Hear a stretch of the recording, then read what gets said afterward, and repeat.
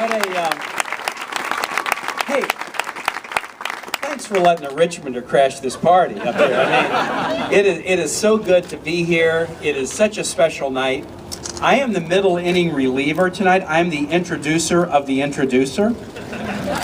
So let me just say a couple things. First, it was mentioned that Jim is finishing 24 years in this House seat, but he was a councilman and mayor of Alexandria. He's finishing 35 years in elected office.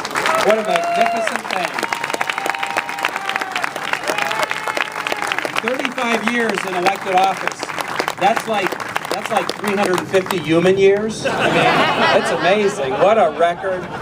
And so many great colleagues here. I love so much working with Jerry as part of the Virginia delegation. What a treat it will be at our monthly delegation lunches to have Don Beyer with us. It's going to be fantastic. To have John Faust with us. How about that? John Faust. So, word about Mark, word about you, and then an introduction. Word about Mark. Y'all know Mark and I, we met in the spring of 1980. We've been friends for 35 years. We met each other before either of us met our spouses. When I was Mark's lieutenant governor for 4 years, we saw each other more than we saw our spouses. And now I get to rejoin my friend, my colleague. I can look across the room and see him, and without him saying a word, I know exactly what he's thinking. He knows what I'm thinking. We can divide up issues. You take these committees, I'll take these. We can divide up events. You go this year, I'll go next year. And I will tell you, I'm going to reveal to you my secret political goal in life. My political goal in life is to be the longest serving junior senator in American history by the time I finish my career.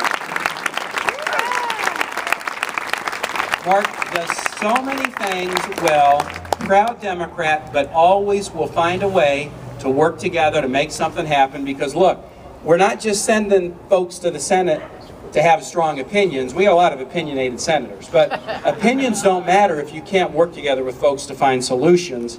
Mark was a solution-finding governor. He's a solution-finding senator. The Senate needs more Mark Warners, and we got a great one, and we want to make sure we send him back. We're going to send him back tomorrow. Yeah! Now,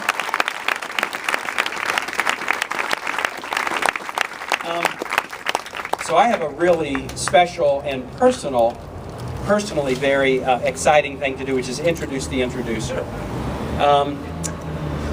The Senate is 225 years old, the United States Senate.